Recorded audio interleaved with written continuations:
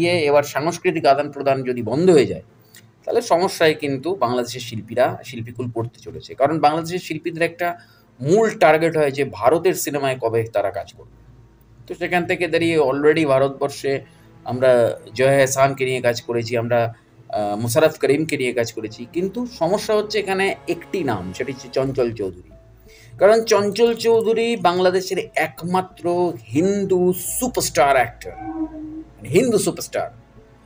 বাংলাদেশের একমাত্র হিন্দু সুপারস্টার হচ্ছে চঞ্চল চৌধুরী, এবং সেই চঞ্চল চৌধুরীকে ক্রমাগত কোণঠাসা করে রেখেছে এই মুহূর্তে বাংলাদেশের গভর্নমেন্ট, বাংলাদেশের হিন্দু বিরোধী গভর্নমেন্ট, বাংলাদেশের ভারত বিদ্বেষী গভর্নমেন্ট। তারা কিন্তু চঞ্চল চৌধুরীকে কাজ করতে দিচ্ছে না। প্রত্যেকটা জায়গায়, বাংলাদেশ ফিল্ম ইন্ডাস্ট্রির প্রত্যেকটা জায়গায় চঞ্চল চৌধুরীর কিন্তু কাজ নেই। দেখুন, পরপর সবার কাজ আসছে। প্রতি ঈদে আমরা দেখেছি চঞ্চল চৌধুরীর কাজ, প্রতি ঈদুল ফিতরই বলুন বা ঈদুল আজহা বলুন, প্রত্যেকটা ক্ষেত্রে কিন্তু আমরা চঞ্চল চৌধুরীর কাজ পেয়েছি, কিন্তু আমরা চঞ্চল চৌধুরীর কোনো কাজ দেখতে পাচ্ছি না। যখন গণ অভ্যুত্থান হয়েছিল তখনও কিন্তু আমরা শুনেছিলাম যে চঞ্চল চৌধুরীর বাড়িতে অ্যাটাক হয়েছে, চঞ্চল চৌধুরীকে গৃহে বন্দি করে রাখা হয়েছে, এবং তখন চঞ্চল চৌধুরীকে গান পয়েন্টে রেখে ভিডিও করানো হয়েছিল, বা চঞ্চল চৌধুরীকে দিয়ে বলানো হয়েছিল যে তিনি ভালো আছেন এটা বলতে। কিন্তু ঘটনা হচ্ছে, আমাদের কাছে যেটুকুনি আপডেট আমরা পাচ্ছি তাতে চঞ্চল চৌধুরী এই মুহূর্তে বাংলাদেশে কোণঠাসা, তাকে কেউ নিয়ে কাজ করছে না। কারণ বাংলাদেশে একটা হিন্দু বিরোধী, একটা মৌলবাদী সরকার, সেটা তারা কাজ করছে। তো এতে বাংলাদেশের হিন্দু সম্প্রদায়ের পক্ষে প্রচণ্ড প্রবলেম তৈরি হয়েছে, সেটা আমরা বারবার দেখতে পেয়েছি। কিন্তু একটা হিংসার একটা লেভেল থাকে। যদি সাধারণ হিন্দুদের ক্ষেত্রে সাধারণ মুসলমানরাও তাদের পাশে দাঁড়িয়ে যায়, এক্ষেত্রে যেহেতু স্টারডামের বিষয়ে চলে আসে, আমরা জানি যে সেলিব্রিটি বা স্টারদের মধ্যে ইগো ক্লাসটা বেশি হয়, এবং সেখানে দাঁড়িয়ে একমাত্র হিন্দু সুপারস্টার চঞ্চল চৌধুরী, এবং চঞ্চল চৌধুরীর পপুলারিটি বাংলাদেশের অনেক নামজাদা অভিনেতার পপুলারিটির অনেক ঊর্ধ্বে। এবং চঞ্চল চৌধুরী শুধুমাত্র ওদের ন্যাশনাল স্টার নয়, ইন্টারন্যাশনাল অভিনেতা একজন, এবং বাংলা সিনেমাকে উনি কিন্তু পৃথিবীর দরবারে নিয়ে গেছে। তাই অবশ্যই মোশাররফ করিমজিও রয়েছে, তো অবশ্যই দুজনের নামই করতে হয় সাথে সাথে। যেখানে মোশাররফ করিমের হুব্বা, মানে আমাদের ভারতে তৈরি হুব্বা, বাংলাদেশে টেলিকাস্ট করা নিয়ে পিনাকি ভট্টাচার্য বলে একজন ইউটিউবার অনেক যাতা করেছিল, অনেক হুলিয়া জারি করেছিল সেই সময় 2023-24 সালে, যদিও সেটার কোনো ফ্যাক্টর হয়নি।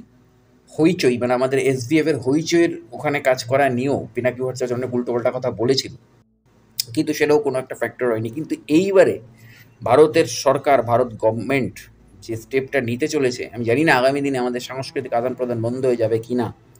হয়তো খুব তাড়াতাড়ি আমাদের সাংস্কৃতিক আদান প্রদান বন্ধ হয়ে যাবে।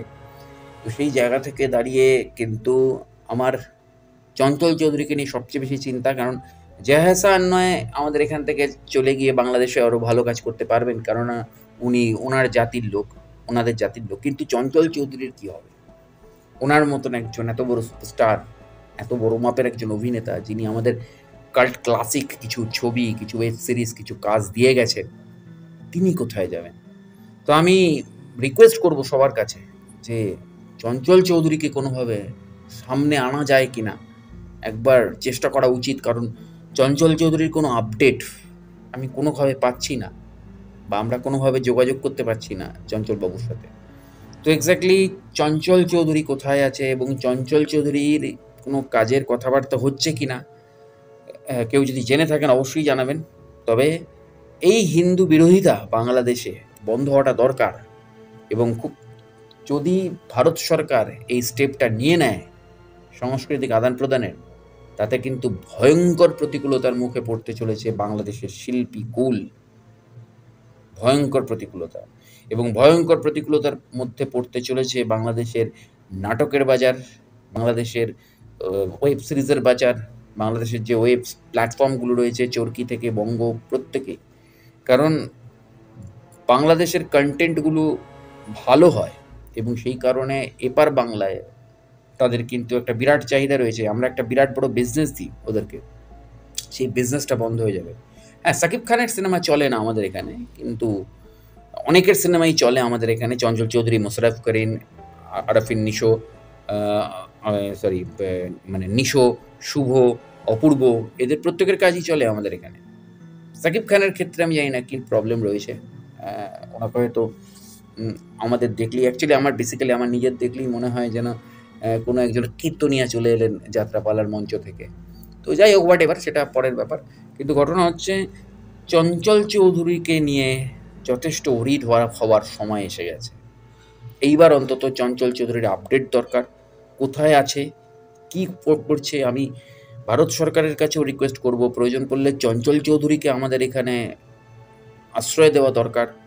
এবং যেমনভাবে আমরা আদনান স্বামীকে পাকিস্তান থেকে ভারতবর্ষে আশ্রয় দিয়েছিলাম এবং আদনান স্বামীকে বর্তমানে ভারতের নাগরিকত্ব দিয়েছি, তো সেরকমভাবেই আমরা যদি চঞ্চল বাবুর ক্ষেত্রে কোনো একটা কিছু করতে পারি, তো ভারতীয় সিনেমা, বাংলা ফিল্ম ইন্ডাস্ট্রি এতে অনেক অনেক অনেক বেশি সাংস্কৃতিকভাবে উৎকৃষ্ট হবে। ভারতীয় সিনেমার উন্নতি হবে। তো অবশ্যই জুড়ে থাকুন আমার চ্যানেল এবং পেজের সাথে। দেখা হচ্ছে পরের ভিডিওতে, আরও অনেক আপডেট নিয়ে আসছি। নমস্কার।